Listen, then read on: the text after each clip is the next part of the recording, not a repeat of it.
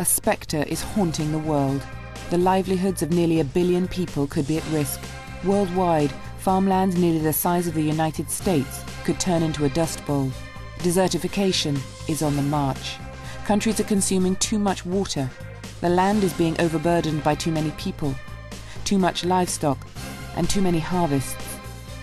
2006 is the UN's International Year of Desertification.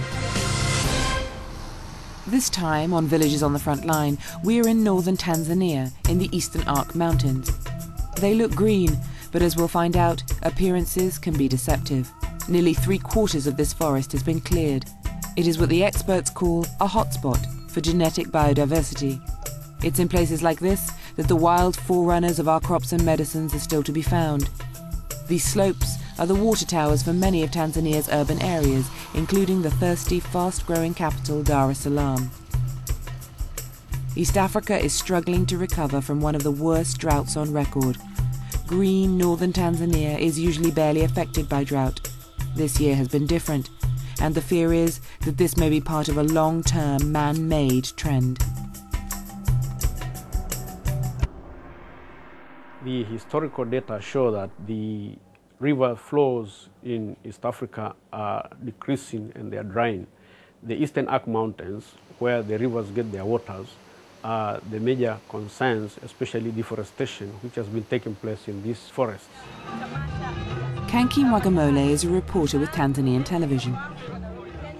As water shortages hit the headlines, she was shocked by the impact of the drought and wants to see for herself what is happening in the mountains.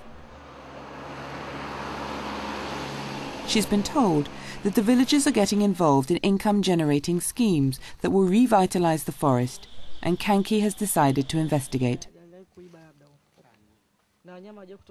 I've never been up to the Eastern Arc Mountains, but I've always wanted to visit the forests because of the abundance of wild plants and animals that I've heard that you can see there, and because they're also a source of water that we all rely on.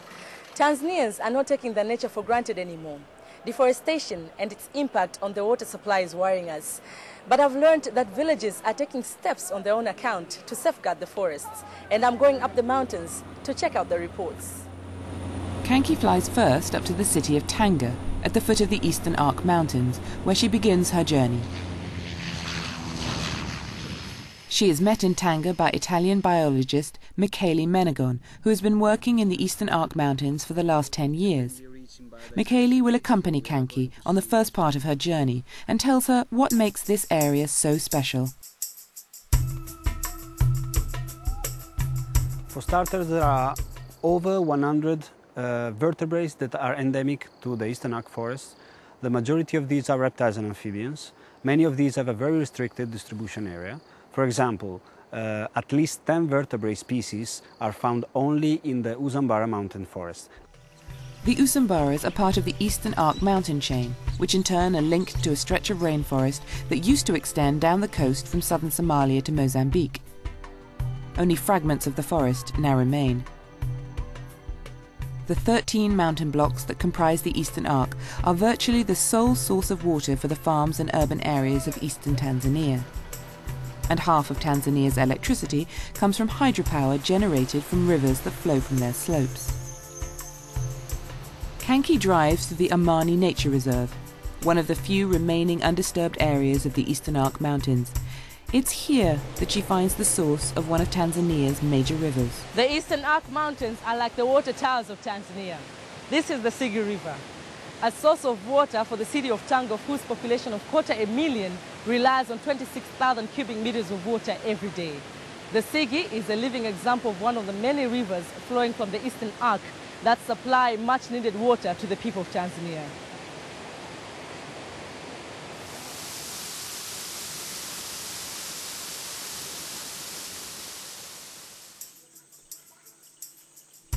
As night comes to the Eastern Arc Mountains, a cacophony of sound fills the forest.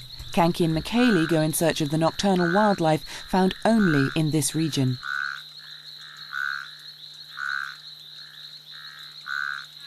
Nighttime is when the forest really comes alive.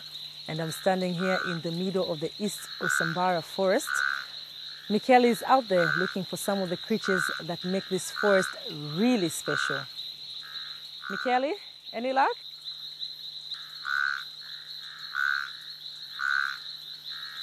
I found something very special. Oh, it's a chameleon. Yeah, this is a Nusambara two-horned chameleon. And it's special because it's an endemic species of the Eastern Arc forests. Actually, some mountains, not all the chain. Shall we go and see if we can find some other creatures? Sure. Okay, let's go.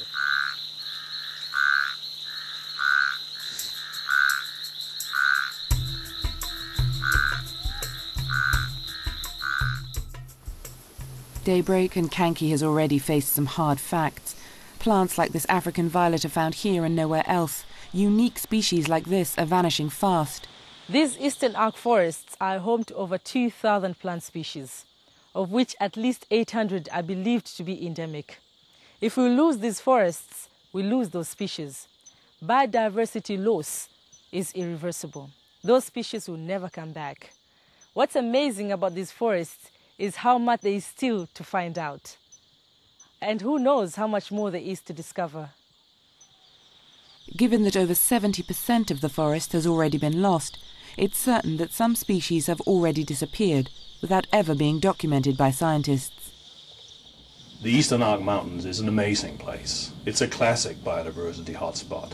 We see new species to science every year, plants, birds, and most recently in 2005, a new species of primate, the Highland mangabe.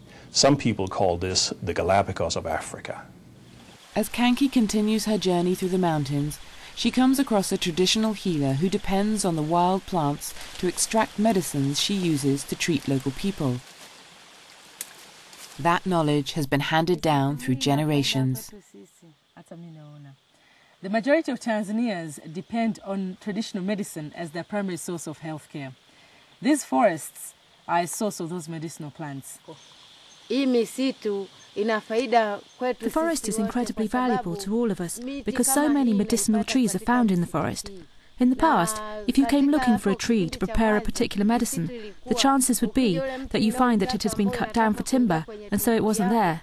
However, since the forest has started to be protected and there has been a tree planting campaign, I don't need to go far to find the trees and plants that I need. I can collect them from close by. So now we have the medicinal plants that we need in the forests again, and the forests are valuable once more.